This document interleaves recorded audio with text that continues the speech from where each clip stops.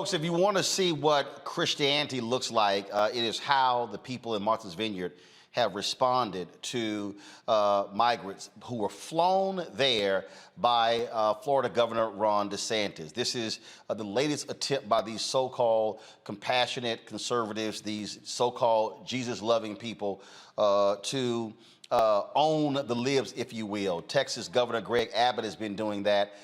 He has sent folks to Washington, D.C., to New York City, to Chicago, and other places. They say, well, that they need to fill this.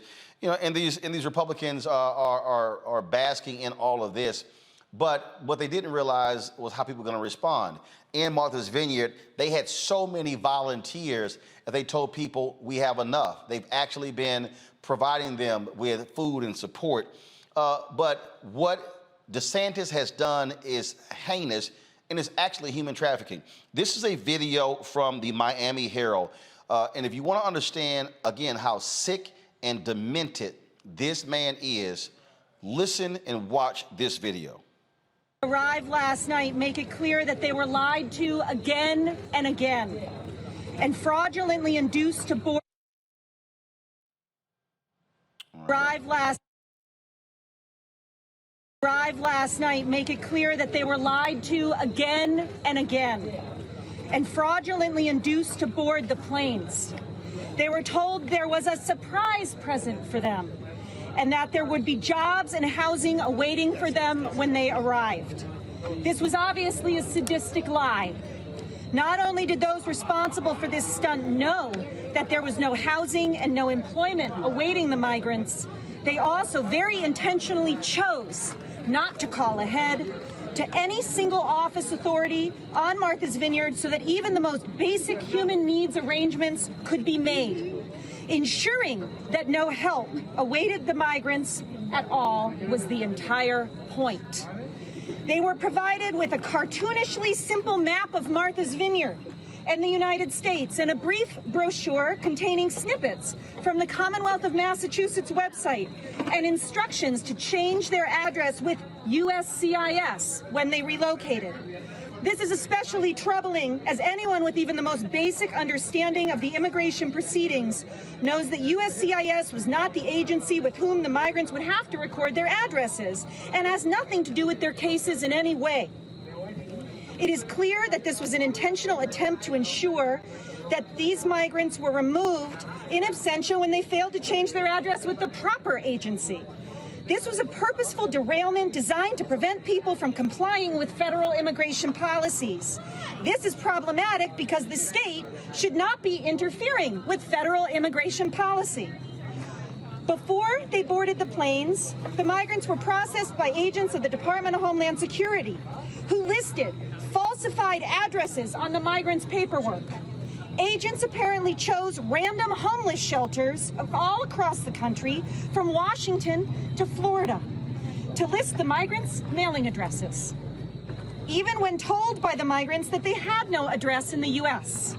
According to the paperwork provided to them, the migrants are required to check in with ICE office nearest to the fake address chosen for them by DHS or be permanently removed from the United States, with some required to check in as early as this coming Monday.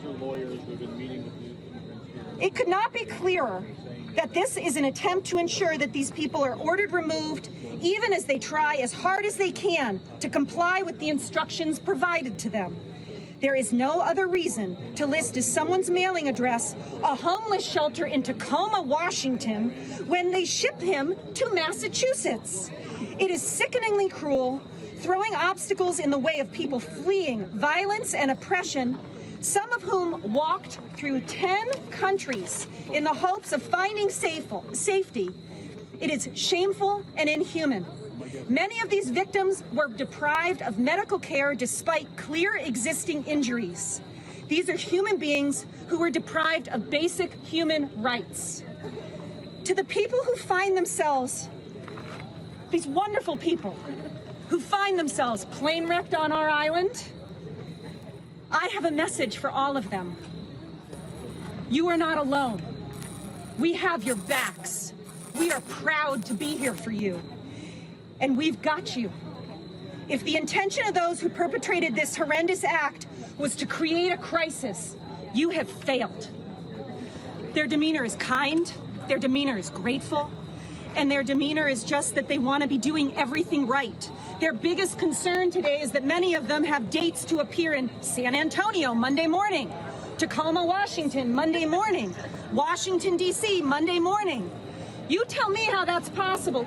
We will be exploring all civil and criminal legal options to hold the perpetrators accountable and to prevent this injustice from repeating itself. Nikki Freed, she is the agriculture commissioner there in Florida. She has sent a letter. You're shaking your head. I don't know where in the hell we even are in this country with these people. She sent a letter to the Department of Justice asking them to investigate. Many others are calling on DOJ to literally pursue human trafficking violations against Florida Governor Ron DeSantis. Folks, Texas Governor Greg Abbott has spent $12 million of taxpayer funds on these ridiculous games. And Nikki, what is shameful,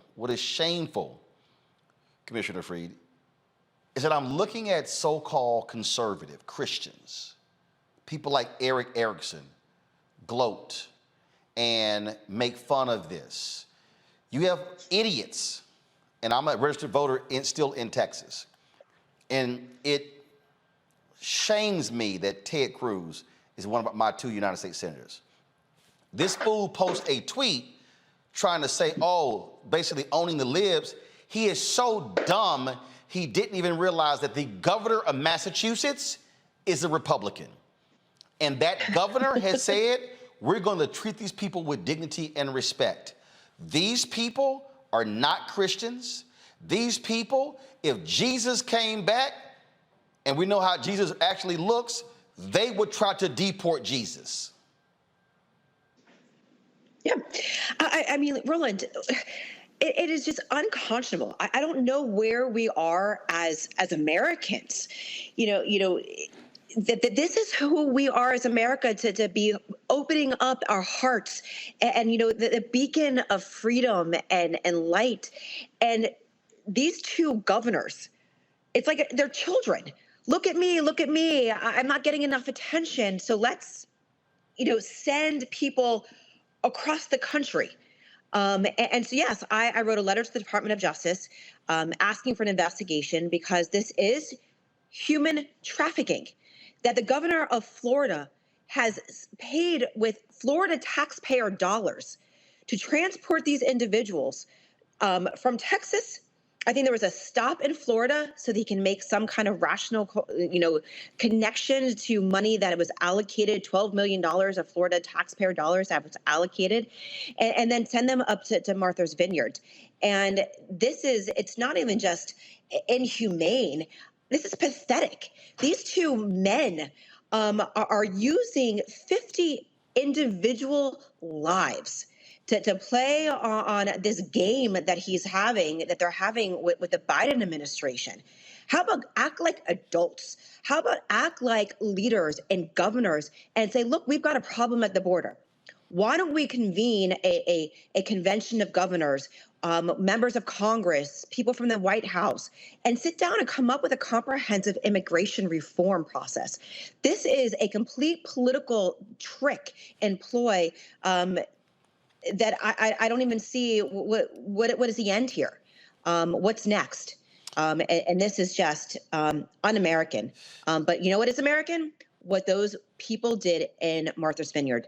That is what America looks like, and that is the beacon of freedom that we should all implicate. Charlie Crist, who is running against Ron DeSantis for governor. You ran against him in the Democratic primary.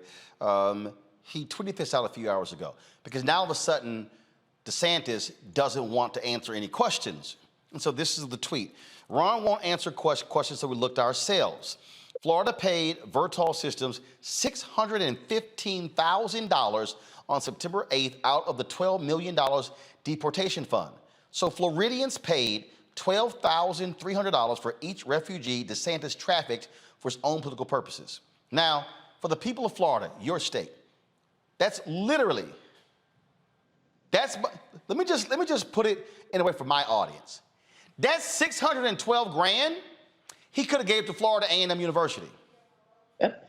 That $612,000 that could have been created for scholarships for HBCU students. Mm-hmm. Instead, he chose to spend $612,000 to ship them to Martha's Vineyard, where they're also spending money for them there. That's what this idiot is doing. Well, Roland, let's even take it further. Florida has become the most unaffordable state in the nation. We've got people who can't afford their rent, that are living about to be living on the streets, and they've held up rental assistance money. And this is where we're spending our money by doing these tricks. And let's also, on top of this, last year, he did the same type of trick. He spent $1.6 million of our taxpayer dollars and sent law enforcement and the Guard out to the border. So this is the second time that he has done this political trick. Ron, grow some and call the President of the United States and sit down and figure this out. You were also a member of Congress. What did you do during all of those years to talk about immigration reform? All of a sudden, this is important to you when we've got Floridians who can't afford to pay their rent and skyrocketing rent costs here in the state of Florida. But instead, this is where you're taking your time. And also, people need to know that $12 million that was allocated was for the purposes of deporting people that were in Florida. So I've asked for the question of, one, what federal laws have been violated, as far as trafficking of these individuals. Look, that you heard from that clip that you just showed that seems to have been a significant amount of deception and fraud of even luring these individuals onto those planes. And then on top of it, what Florida laws did Ron DeSantis just violate by utilizing that money, even if it was only $615 of that $12 million? That money was not supposed to be used. First of all, it should have never been in the budget to begin with, but should have never been utilized for deportation of individuals that weren't even in Florida. So the amount of laws that potentially have been violated by Governor DeSantis, nobody is above the law. And unfortunately, Ron pretends that he doesn't have to listen to the laws of Florida, doesn't have to listen to the laws of the United States. He makes up his laws and makes up his own rules. And unfortunately, you have a Republican Party here in the state of Florida that continues to prop him up and say, pat on the back, good job, Gov, keep going. And this is really where we are here in the state of Florida and in Texas. And the fact that there are people across the nation that are cheering these two guys on, this is the exact opposite of what and who we are as Americans. So again, for folks, just so we're clear, these were not individuals who were in Florida.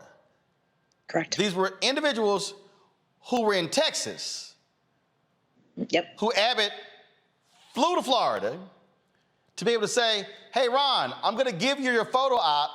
And then DeSantis puts a videographer on the plane to further embarrass these people. Oh, and they give Fox News the heads up. So when the plane lands, Fox News is waiting there to interview people. This literally is a television show for Fox News and for the right. But Roland, let's also not forget this too. 3 weeks ago, our lieutenant governor made similar comments about busing Cuban refugees from Florida up to Delaware, and made a comment that it was, obviously we know that President Biden's home state. So again, this is a show for them. This is how they get their clicks, and how they get onto Fox News, and how they stand strong. And they find it funny, but like they think this is amusing. This is a game to them, when the reality is that these individuals that were flown, from my understanding, are from Venezuela, that are trying to flee an oppressive regime. The Cubans that were coming, here in the state of Florida, that were coming from, again, a communist regime that is trying to look for political asylum. These are who we're talking about. That the fiber of what makes Florida Florida is that so many of these individuals from Colombia, from Venezuela, from Cuba have come and fled those oppressive regimes to United States, and specifically into the state of Florida. So what he is doing is going to be a counter intuitive to what he hopes as the end result, that you're going to find Floridians that are just going to say this is enough. We are tired of the games, Ron DeSantis. We are tired of the show that you are putting on, and we're going to vote you out of office. Last question for you. You talked about these were Venezuelans. In the presidential election, Democrats lost big because Venezuelans in Florida, Cubans and others, they went for Trump. Is your party ready to target folks by saying, hey, all of you Venezuelans who voted for Trump and y'all keep walking around with your MAGA hats, this is what these people think of individuals from your country. Y'all should never support these people. Yes, and I've been saying it for 3 years. I was the first one who called Ron DeSantis a dictator. From the things that he's been doing in our state, taking away people's rights to vote, taking away freedoms, making it harder to have a living wage here in the state of Florida, banning books. I mean, the list goes on, and stunts like this continue to, unfortunately, prove my original point correct. And what we have been saying to a lot of our Hispanic community, especially those from the Latin Americas, from the diaspora community in Florida that have been leaving their countries for generations for political asylum here in the United States and specifically in Florida, is these guys are not taking care of you. They don't care about you. Nope. They're using you consistently as a political stunt and are utilizing you for one purpose, and that's to gain power. And you have the power to stop it. Indeed. Commissioner Nikki Freed, we still appreciate you joining us. Thanks a lot. Thank you.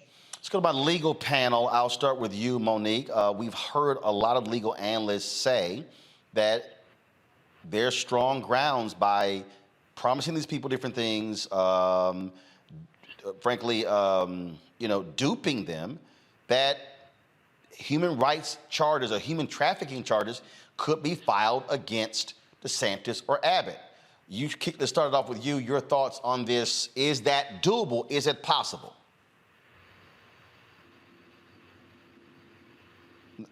You're muted. You're muted.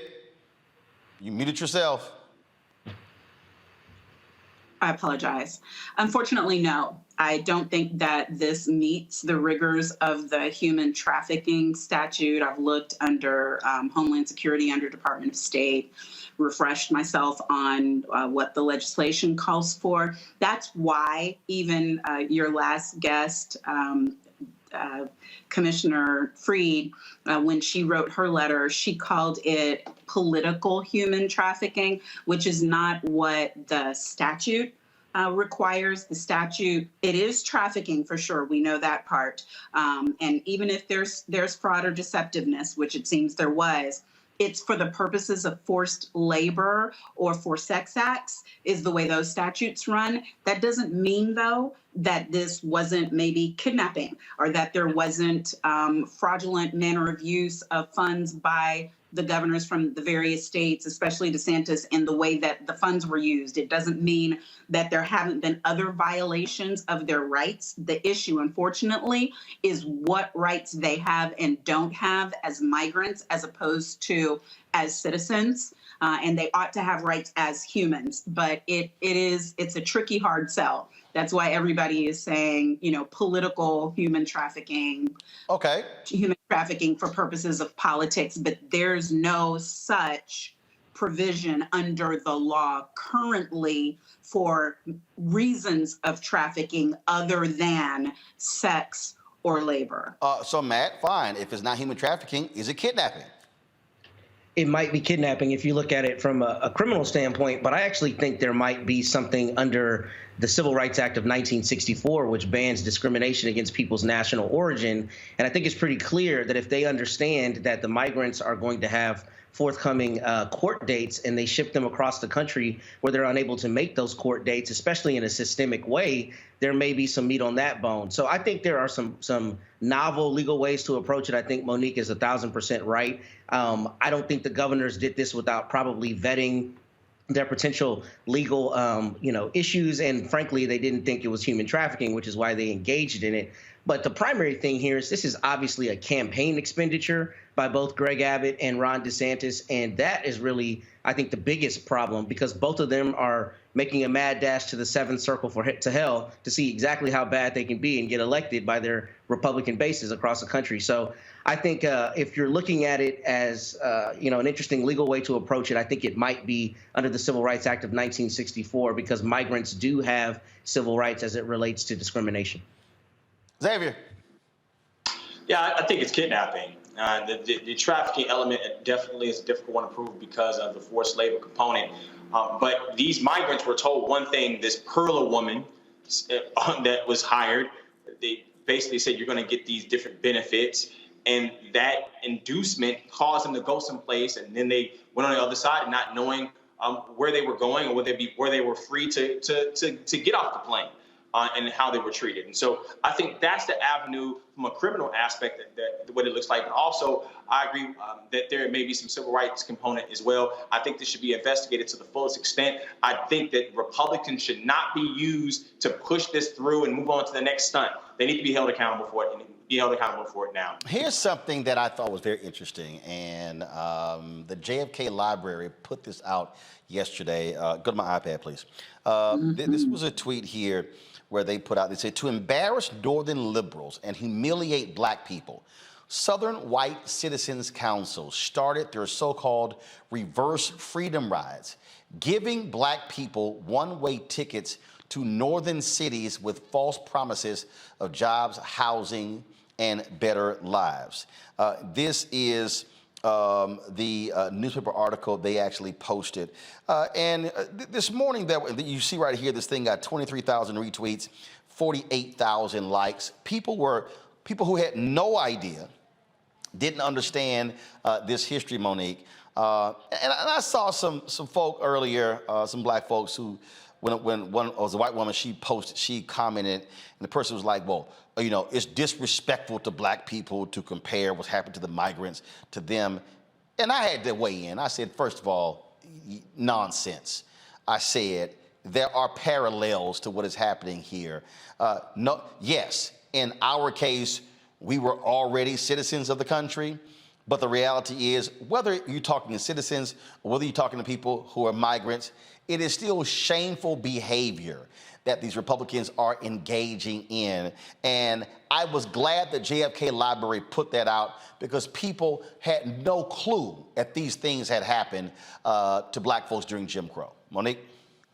Absolutely. And it shows, one, there's no new tricks, right? The devil has the same old stuff, and they regurgitate it, and they put it in a little bit of a different light, and they try it again. And they are doing that with these people. And we, shame on some of us sometimes, because we've had it hard. We don't want to admit the hardness of anybody else. We don't want it to be compared. It doesn't have to be compared for us to say that it's terrible. But then also, that was done by groups that were private citizens and forming councils. To me, this is actually worse than what was done, because these are governors acting under the color of state law. This is law enforcement, and they have these people's bodies. They are responsible for them. And Roland, from Texas on buses all the way to in front of the VP's house. That's hours and hours of travel. Flying, they said they didn't feed them from 6 in the morning when they left until after they got to Martha's Vineyard. All of the fraudulent behavior, all of the false promises that were given. I'm sure that there are many claims of action. And what I was most impressed by was that lawyer in Martha's Vineyard. I appreciate nothing more than when I see people step up and use their education and use their expertise for good. And I am thankful to see that there are people on the ground doing just that. And again, history does repeat itself, Matt, and that's what we see here. And what these folks are doing, they are showing you who they are. Believe them. They're nothing else. Believe who they are. They are despicable. These Republicans today, these MAGA Republicans, are despicable. they're despicable, and what's equally despicable is that there is a large contingent of people across the country who are applauding this. I mean, to your point earlier, the fact that they fed this to Fox News before they engaged in it to try to get points, I think the way you said it was brilliant. Greg Abbott and Ron DeSantis are both seeking the White House, and they're both doing everything they can to be in front of that base saying, hey, I'm the one who's really, protecting your rights and trying to take us back to the America you believe you are entitled to. And what they're doing is, engaging in this kind of behavior and leveraging all of the tools of the media to make sure that they get credit for it. It is absolutely despicable, and it is completely incongruent with what they spew with their morals and values and all the stuff that we know is not true. But when they talk about the Christianity and the various, moral codes that allegedly govern them, this is completely incongruent with that. And that's it here. And people have heard me say this, Xavier, and look, I got no problem. In my life, I voted for Republicans, for Democrats, for independents, nonpartisan races, in local, in city, county, state, federal races. These people must all be defeated. If you are a Republican and you stand with Donald Trump, and you stand with MAGA, and you stand with election deniers, every single one on every level must be kicked out of office. There are no exceptions. Yeah, this was propaganda too, Roland. I mean, using the media to be able to advance this. And also, Republicans have shown that they're willing to, we've talked about the criminality element of it, to flout the law, to blur what's legal and what's not legal. So I've tweeted this before, that it's law and order, except our law and our order. And so they're willing to disobey any protocol, any system of decency, respecting the laws and the personhood of the United States to be able to put people. These are real people, Roland. These with hearts and lungs, and these aren't just animals. They treated them like animals. And the fact that we have over 75 million people in this country that are flat out racist, that they can play this too, speaks to the individuals in this country just as much as it says about Abbott and as well as DeSantis. Indeed. And they are who they are. And folks, they are not going to change. It was Adam Sir on the Atlantic when he coined the phrase, cruelty is the point. And that's who these people are. All right, folks, back to our Roland Martin Unfiltered video in just one moment. When we invest in ourselves, our glow, our vision, our vibe, we all shine.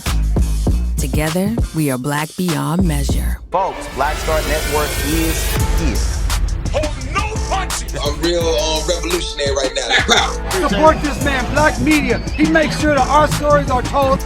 Thank you for being the voice of Black America, Roland. Stay black. I love y'all. All momentum we have now, we have to keep this going. The video looks phenomenal. See, this difference between Black Star Network and black-owned media and something like CNN. You can't be black-owned media and be scared. It's time to be smart. Bring your eyeballs home. You dig?